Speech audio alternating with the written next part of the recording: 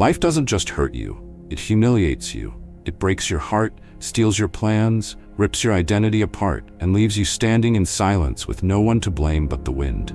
No warning, no fairness, no reset button. And in that moment, when everything inside you wants to scream, collapse, or disappear, what saves you will not be luck.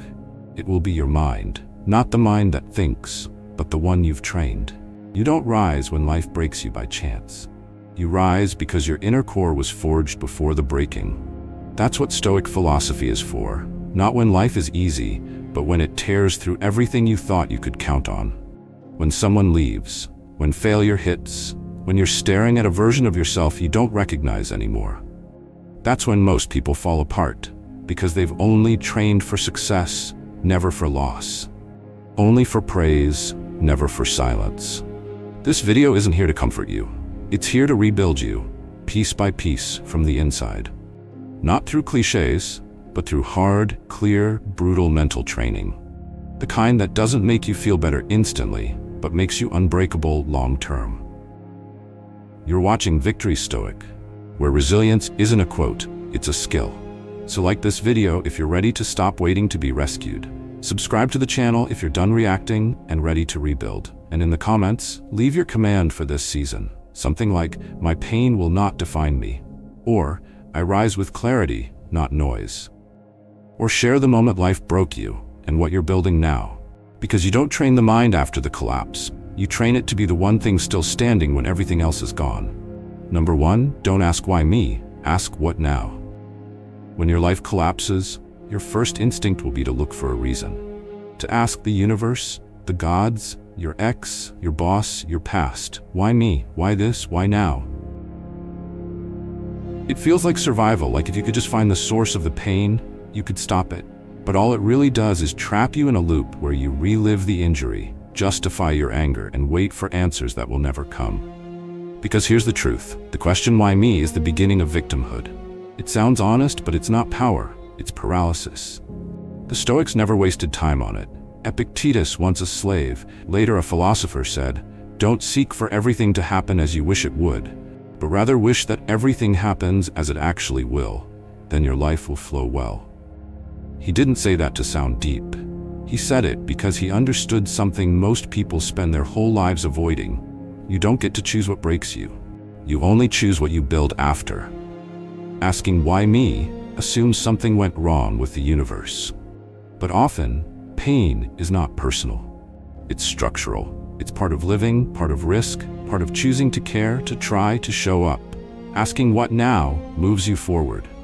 It doesn't demand answers, it demands action. It shifts your identity from the person something happened to the person who responds to what happened. Take Matt, 42, from Minneapolis. He lost his job during a merger. No warning, no severance, just gone. He spent the first month spiraling. Why me? I gave that company everything. He drank more, exercised less, stopped talking to friends. Then one night, in a journal, he wrote 3 words. "What now, Matt?" That was the pivot. He made a list of 10 things he could control. He started waking up at 6 a.m. again, sent out 2 resumes per day, called an old mentor. 2 months later, he didn't just have a new job, he had rebuilt his sense of identity. Not because life was fair, but because he stopped waiting for it to be. This mindset shift sounds small, but it's massive. It flips the switch between helplessness and leadership. Because let's be honest, life doesn't stop for your questions. It keeps moving. So you either move with it or get buried under the weight of your own expectations. Psychologically, this matters. Trauma researchers talk about the locus of control, whether a person sees themselves as in charge of their life or at the mercy of external forces. People with an internal locus of control recover faster from setbacks. They're not necessarily stronger, they've just trained themselves to ask better questions. And what now is one of the strongest. So how do you use it? Start with this habit. Every time something hits you hard, set a timer for 10 minutes. Vent. Complain. Write why me if you need to. But when the timer ends, close that chapter. Then open a blank page. Write one question, what now? And under that, write anything you can do next. Not to fix everything, just to start moving again. One email, one conversation, one gym session, one decision. Over time, your identity shifts. You stop seeing yourself as the one who lost everything and start becoming the one who did something about it. That shift is invisible at first, but it compounds. Every choice you make from what now is a brick, and eventually, those bricks become a new foundation, stronger than what was there before. Because the truth is, life will break you. It will. That's not pessimism, that's fact. But strength isn't about avoiding that break, it's about not wasting it. The Stoics didn't avoid pain, they extracted clarity from it. And the first step is to stop negotiating with the past and start commanding the present. So when the next loss hits, and it will, you don't beg the sky for answers. You don't beg life to go easier, you pause, you breathe, and you say out loud, I'm not here to understand this, I'm here to respond to it. That's not cold, that's discipline. That's not denial, that's direction. And if you practice it, truly live it, you'll find something strange happening. The pain won't disappear, but it won't own you, because now, it's not your identity. It's just your beginning. Number 2, acknowledge that you're in pain, but refuse to let the pain take the wheel. The wound is real. Denying it won't make it disappear. Pretending you're fine doesn't build strength, it builds pressure. What breaks people is not pain itself, it's the refusal to face it clearly. But what traps them is something else. Once they do feel it, they let it define everything. They become the pain, speak from it, decide from it, live inside it. That's not healing, that's self-erasure.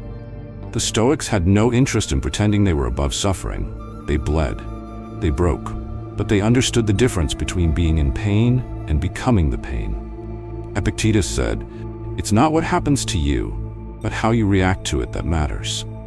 That's not just philosophical, it's neurological. The brain registers physical and emotional pain similarly. But when your mind grabs hold of that pain, labels it, builds an identity around it, that's when it starts running your life. Here's the mistake most people make. They think strength means suppressing it. They say, I'm fine, with clenched jaws, post healing vibes while scrolling for distractions, and call it resilience. But Stoic strength doesn't deny pain, it examines it, observes it, walks around it slowly like a soldier surveying the enemy. Calm, strategic, in command. Think of pain like a storm hitting your city. You don't deny the storm, you close your windows, you stay inside, you light candles, but you don't become the storm. You don't let it tell you who to be, what to say, how to treat people.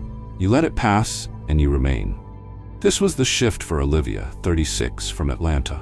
After losing her partner unexpectedly, she told herself for months, I have to be strong. That meant pushing through meetings, fake smiling at family dinners, never crying in front of anyone. On the surface, she was holding it together. Inside, she was fractured. Her therapist gave her one assignment. Talk to the pain like it's not you. Write to it. Observe it. Say, I see you. I know why you're here. But you don't get to speak for me.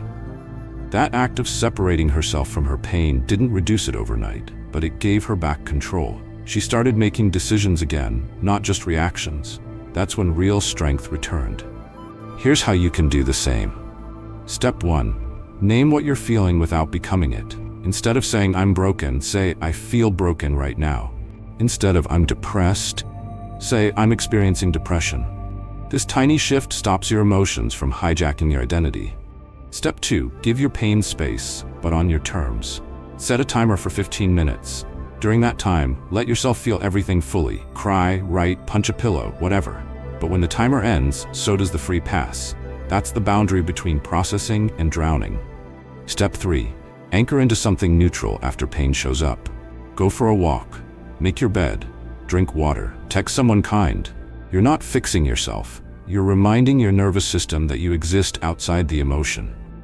And here's the most powerful reframe. You are not the story your pain is telling. Pain will tell you no one understands, that you're weak, that it will always be this way, that you ruined everything, that there's no way back. These are not truths. These are temporary perceptions shaped by suffering. You don't have to fight them, but you also don't have to obey them. Seneca wrote, No man is more unhappy than he who never faces adversity, for he is not permitted to prove himself. This moment, your pain, is your proving ground, not to the world, to yourself. You don't prove strength by how quickly you get over it. You prove it by how precisely you carry it without letting it blur your vision. Pain is data, but it is not a directive. Pain is a signal. but it is not your script. So let it be there. Let it whisper, let it burn. But keep your hands on the wheel, keep showing up, keep acting on values, not mood. That's what makes you dangerous. Not that you don't feel, but that you feel fully and still lead yourself. The world breaks everyone eventually. Some stay broken, some get hard. But the rare few, the ones who train like Stoics, they stay open but never out of control. They let the storm hit, but they never let it drive. Number 3, stay disciplined even when your mind wants to collapse. When everything inside you is falling apart, discipline is the first thing you'll want to let go. The mind screams, "What's the point?" You wake up and stare at the ceiling, your body heavy, your heart silent. Your routines feel absurd. Your workouts feel meaningless. Even showering feels like effort without reward. But this is where most people lose the fight. Not because they're weak, but because they confuse survival with surrender. And surrender always begins when you stop doing the small daily things that kept your mind intact before the storm. The Stoics didn't preach discipline as a performance. They treated it like armor. Epictetus wrote, "No man is free who is not master of himself." When your world collapses, you don't need motivation. You need self-mastery. Because the truth is, you won't feel like doing any of it.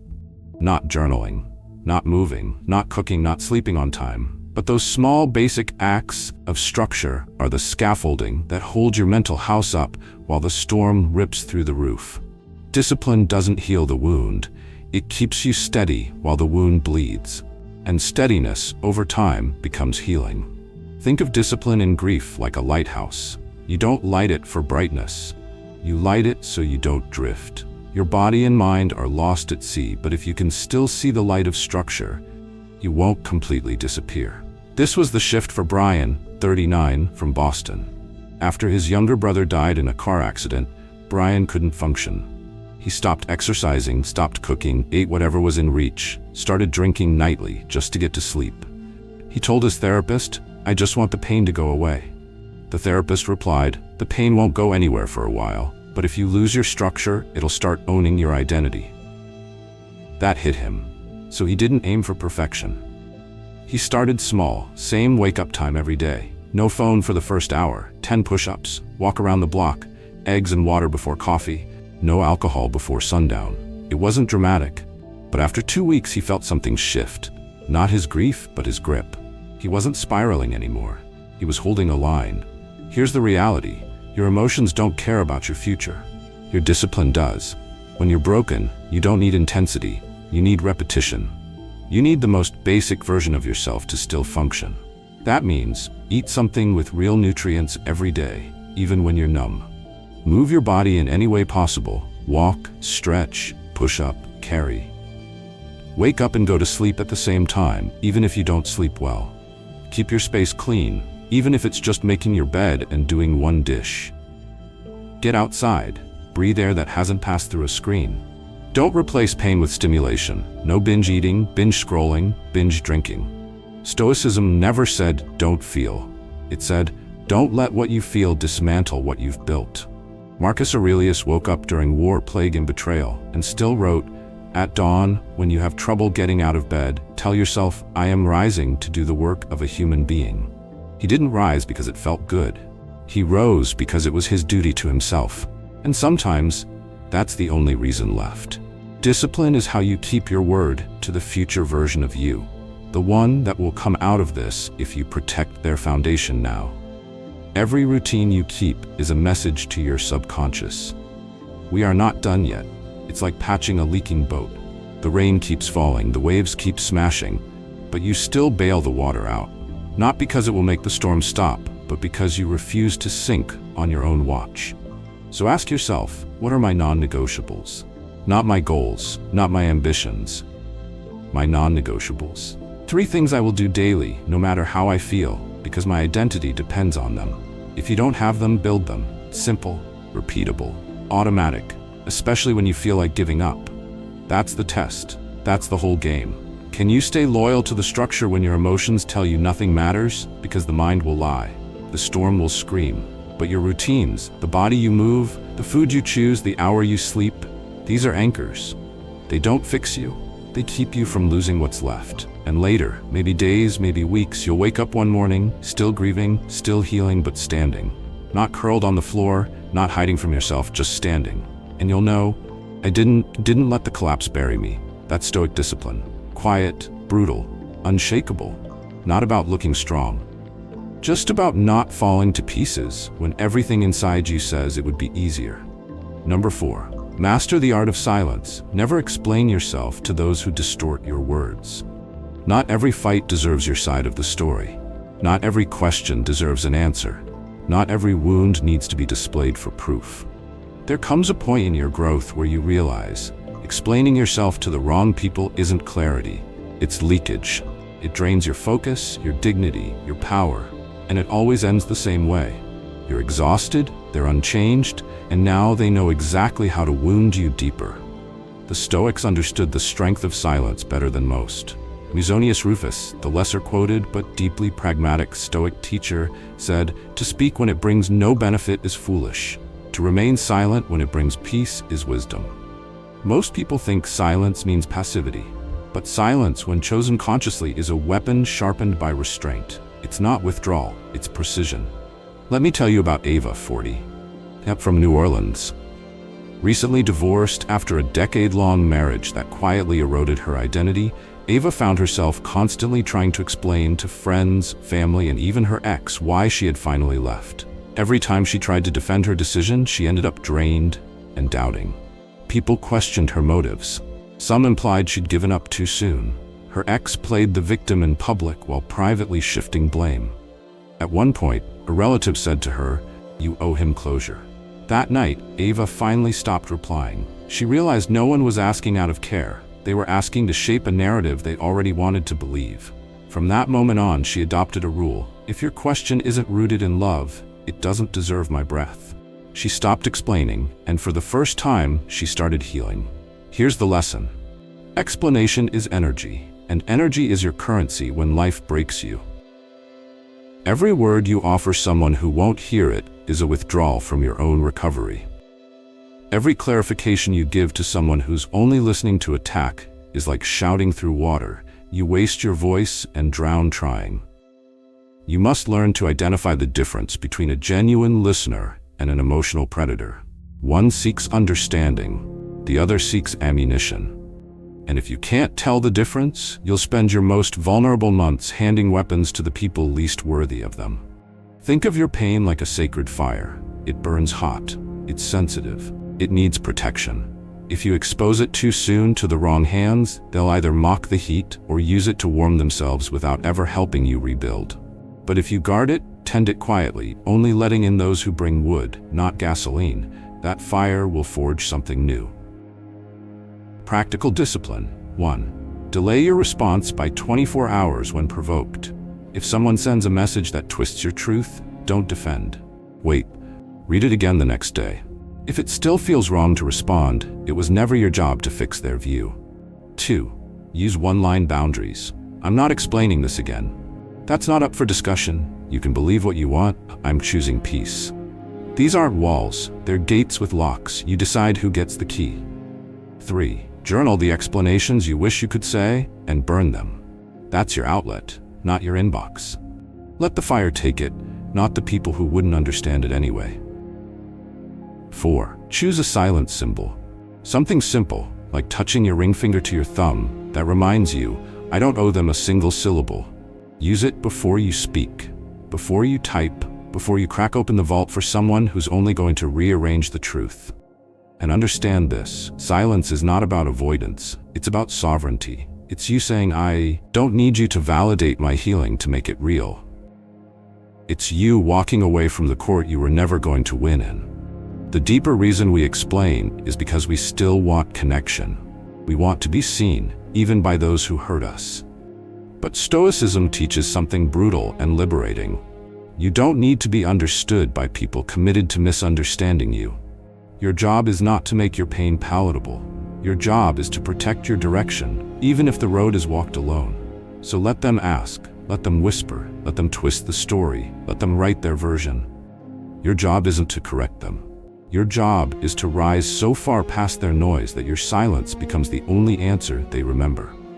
Because one day, They'll realize your absence spoke more truth than your arguments ever did. And when they do, you'll be too far ahead to care.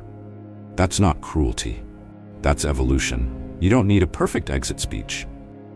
You don't need to make them see. You just need to stop casting your truth into rooms built for echo, not understanding. Save your voice. Save your energy. Save your rebuilding for those who bring tools, not doubt. That's not giving up. That's mastery of restraint. That's the Stoic path. Not loud, but unforgettable. Number 5. Don't let temporary emotions destroy long-term systems. When you're broken, emotionally wrecked, sleepless, staring at the ceiling in a quiet apartment that used to be filled with someone's voice, everything in you will scream to stop, to quit the gym, to abandon journaling, to skip the meditation. Because what's the point now? The life you built was with someone else, and now they're gone. The structure feels hollow. The discipline feels fake. But here's the brutal truth. If you stop the system when the storm hits, you guarantee collapse. What used to be your foundation becomes your ruin. You don't rebuild by healing first and then restarting your life. You rebuild through consistency, by refusing to let your emotional state erase the very routines that gave your mind strength before it was shattered. The Stoics lived through war, exile, betrayal, death of children and partners. They didn't write philosophy from peace, they wrote it from ruins. Cleanthes, successor to Zeno, famously continued his physical labor every day, even after public disgrace. He believed that if you abandon form in the face of chaos, you abandon yourself. Here's the principle. When everything inside you wants to collapse, your systems are your defiance. Let me tell you about Daniel, 45, from Ohio. Father of 2, recently divorced after 14 years of marriage. His wife left quietly but decisively. No dramatic fights, just papers on the table and silence in the kitchen. The next morning, Daniel didn't go to the gym. First time in 3 years. The next week, he didn't write in his journal. The week after that, he stopped cooking.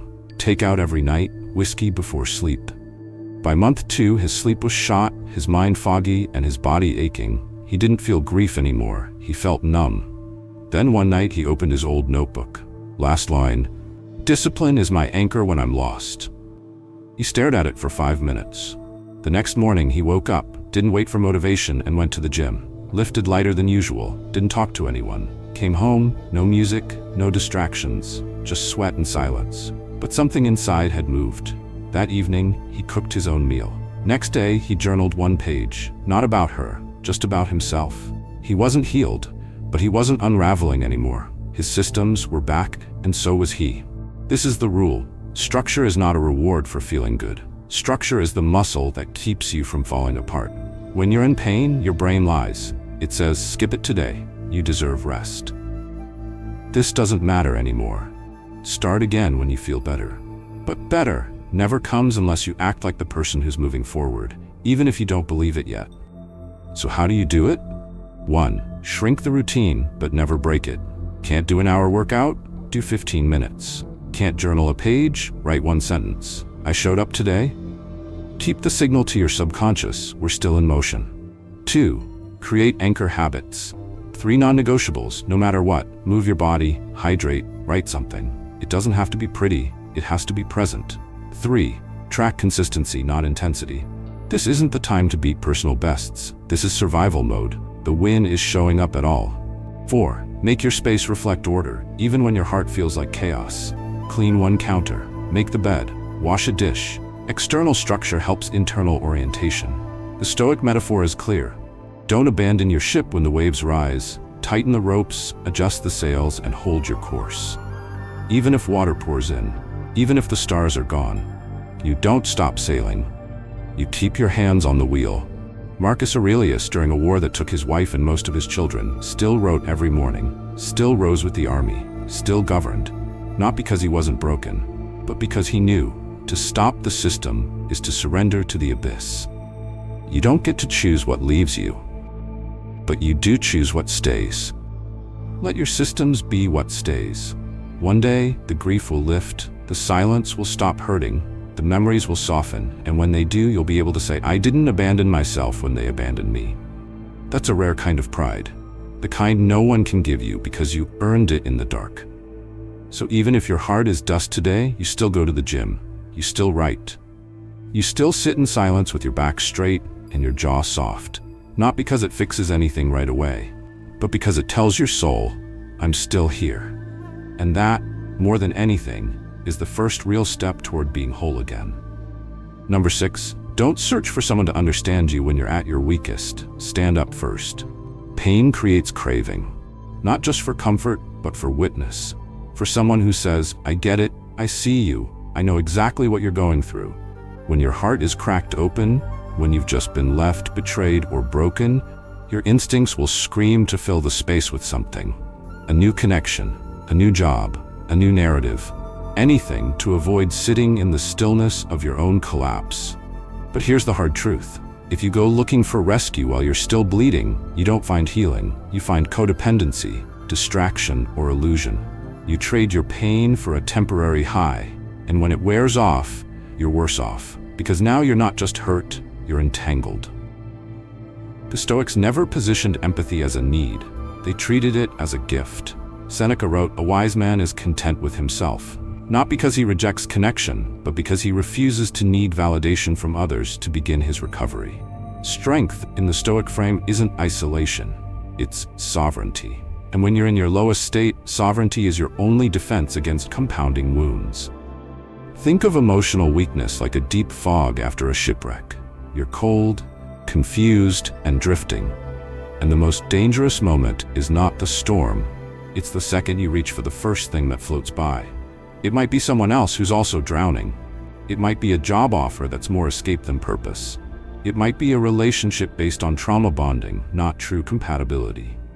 That's how people end up trapped in rebound cycles, romantic or professional, because they make decisions from desperation, not direction. Let's make this concrete. Cassandra, 32, from Denver, went through a brutal breakup that ended a 7-year relationship. She immediately downloaded dating apps. Not because she was ready, but because the silence felt unbearable. Within 2 weeks, she'd matched with someone who seemed charming, understanding, emotionally present. Within 2 months, she'd moved in. And within 6 months, she realized she'd recreated the same emotional patterns she had just left, this time with more intensity and less foundation. When she finally left again, her therapist told her, "You don't need to be understood to start over. You need to be responsible for your own peace." That sentence cracked something open. Cassandra deleted every app, stayed single for a full year, and used that time to build rituals, not relationships. She learned to journal when lonely, to walk instead of text, to meditate through longing instead of numbing it. And when she finally re-entered the world, she wasn't hoping to be seen, she was already whole. Anyone who saw her now didn't complete her. They witnessed her. Here's how you train that. 1. Set a no-decision window after major emotional collapse. At least 30 days. No new relationships, jobs, or drastic changes. Just recovery mode, clarity mode. 2.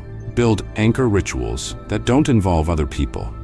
That could be journaling before bed, cold showers at sunrise, 10-minute walks with no phone. Anchor your identity to actions, not reactions.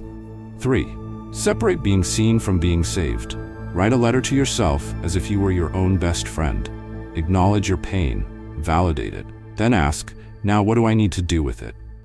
4. Define connection as a mirror, not a crutch. Anyone who truly sees you will reflect your strength back, not feed your fragility. The metaphor here is simple. You're a house after an earthquake. The walls are cracked, the foundation is shaken. The worst thing you can do is throw a big party before rebuilding. You might get company, but the roof could collapse mid-conversation. Rebuild first, then open the door. Stoicism isn't anti-connection, it's anti-dependence. It teaches you to be the one who holds your own structure, so that when others come, they add, not rescue. When you're weak, don't go looking for mirrors, go looking for your spine. Because if someone says they understand you while you haven't understood yourself, their version of you might end up becoming your prison. You can crave company and still not compromise your clarity. You can feel lonely and still choose solitude over self-abandonment. This is real strength, to sit in your apartment, your room, your own skin, unloved, unseen, and still choosing not to chase ghosts. One day, connection will return. The right one, or maybe several. But by then, you won't be offering your wounds, you'll be offering your presence. And you'll know it wasn't the empathy that healed you. It was your choice to rise without waiting to be held. Because empathy is beautiful, but it's not oxygen. And when life breaks you, the first hand you must take is your own. Number 7. Accept that some things will never have an answer, and you don't need one to live. You sit with your back against the wall, staring at your ceiling at 2:37 a.m., asking yourself the same questions for the 43rd night in a row. Why did they leave? Was it my fault? Were they lying the whole time? Did I miss something? Was I not enough? Your mind loops like a broken film reel, searching for the frame that explains everything.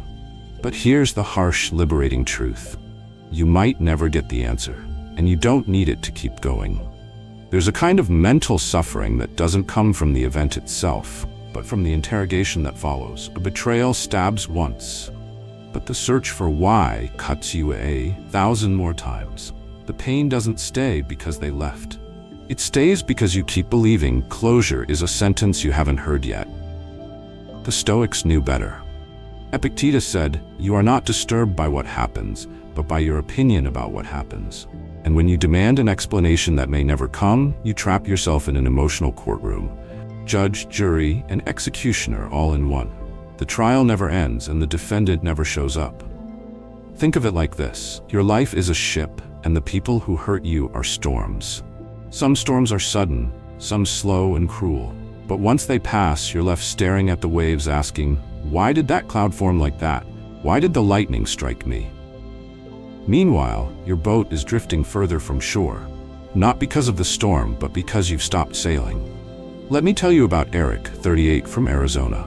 His best friend of 15 years suddenly ghosted him.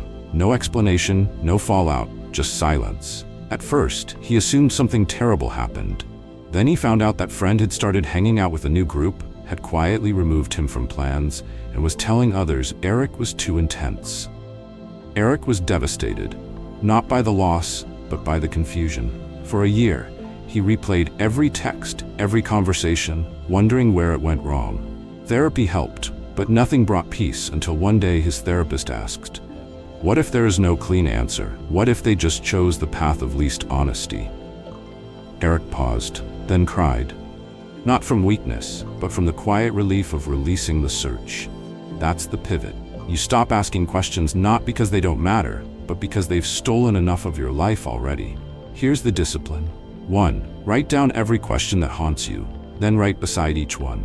Answer optional. Remind yourself that curiosity is valid, but closure is a luxury, not a right. 2. Replace "why did this happen" with "what do I choose next?" The brain is wired to seek patterns and causality. Override it with direction. 3. Practice non-closure closure. Say aloud, "I may never know. I release the need to know. I am not waiting to be whole." Repeat it when the loop starts. 4. Catch the spiral. When your mind begins rehashing conversations, imagine scenarios, or maybe if I had stories, interrupt it with breath. Literally pause, breathe in deeply, and shift your body posture. Don't let reflection become obsession. Some answers never come. Some people won't explain. Some truths are fragmented or buried in their own shame or simply absent. That doesn't make your experience invalid. It doesn't make you foolish. It just makes you human in a world without guarantees. The longer you hunt for a perfect reason, the more power you give the past. But the moment you say, "I don't need the full story to write my next chapter," you return that power to your hands. Seneca said, "If you know not to which port you sail, no wind is favorable." If your identity is tethered to questions with no answers, you're not sailing, you're circling. And the sea doesn't wait. So what do? You live without the why. You build without the clarity. You rise without the apology. You stop waiting for people to come back and explain the pain they caused. Most won't. Some can't. Others never knew what they did. But you? You can still choose to breathe deeper, to walk straighter, to carry yourself with the quiet dignity of someone who rebuilt themselves without a manual. That's not delusion, that's power. You will still wonder some nights. That's okay. But you don't let the wondering derail the work. Because your future doesn't need that answer. It needs your decision. Your choice to keep going even when the story didn't end cleanly. Your decision to stop playing detective and start being the architect of what comes next. And one day, when peace comes, quietly, Not because you found the reason, but because you no longer needed it.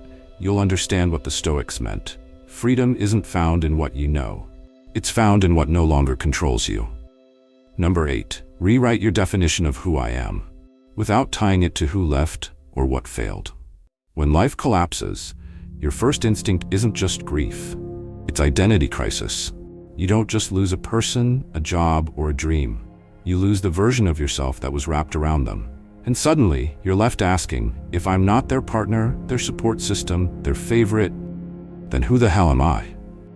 That question haunts, and if you're not careful, you'll build your entire future trying to answer it in reaction to the loss, rather than from clarity. The Stoics understood that external roles are temporary. Epictetus taught, you are a distinct soul, carrying reason and choice. Everything else, job, status, relationships, is just clothing. But most of us confuse the clothing for the person. And when someone rips that garment off, when a breakup, divorce, or failure strips your title, role, or routine, you stand there feeling naked, undefined, exposed. This is where most people get lost. They try to patch their identity with something immediate, a new partner, a new label, a new obsession. But what they really need is to rebuild their core definition, not based on roles, but on character. Let me tell you about Marcus, 44, from Sacramento. For 12 years, he built his world around his startup. It wasn't just his company, it was him. Every waking hour, every relationship, every conversation was rooted in the founder identity. When it collapsed in year 13, he didn't just lose money, he lost his reflection. For weeks, he said things like, I don't know who I am anymore. A friend challenged him, was your name ever CEO on your birth certificate? That was the first moment Marcus realized he'd never written his identity apart from his title.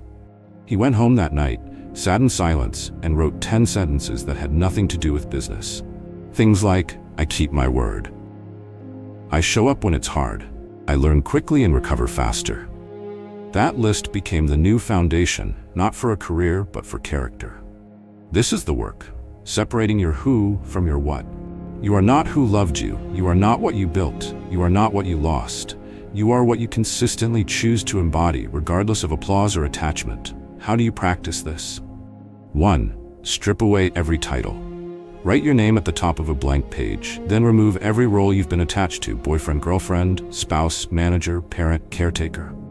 Now answer, what's left? That answer is where your rebuilding starts.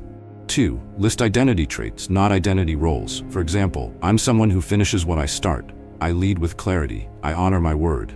These are values, not situations. Situations shift. Values anchor. 3. Refuse to use past tense when speaking of yourself. Not, I used to be. Say, I'm in the middle of becoming. Language shapes reality. Choose yours with precision. 4. Write your new code, like a mission statement but raw, no fluff. Just one page that answers, who am I when everything falls away? Revisit it weekly. Here's the metaphor. Your identity is a house. When the people leave, when the job moves out, when the titles expire, that's just furniture. The walls are still there, the foundation still holds. You don't rebuild the house by chasing down the furniture. You rebuild by checking the structure, laying new floors, painting new colors. It's slower, quieter, but real. Marcus Aurelius ruled an empire, but in his private journals, he never once referred to himself as emperor. He reminded himself only of this: I am a man. I can think, I can choose, I can endure. No crowns, no followers, just function and character. That's Stoic identity. And yes, it's lonely at first. There's no crowd cheering for you as you redefine yourself in silence. But this is the gift hidden in loss. You finally get to decide who you are without anyone else's hands shaping you. You get to build a version of you that doesn't need applause to be true.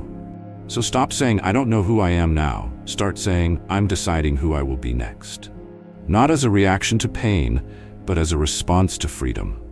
Because when everything is gone and there's nothing left to lean on, that's not emptiness. That's blank space. And if you're brave enough to write something new, you'll come back not as a version of your past, but as someone the past never even imagined. Conclusion. When life throws you to the ground, don't beg for a hand to lift you. That kind of rescue feels good in the moment, but if someone else picks you up, someone else can knock you back down. Train your mind to be the one thing that doesn't collapse when everything else does. That's not just survival. That's strength no one can take from you. The Stoics didn't become unshakable by accident. They trained daily, deliberately, sometimes painfully, so that when life broke them, it didn't define them. They practiced being calm in chaos, focused in failure, resilient in rejection. They didn't ask for easier lives. They demanded stronger minds. So should you. If you've made it to the end of this video, you're not here for comfort. You're here for truth. And the truth is, the world will not stop testing you. People will leave, dreams will fail, plans will dissolve.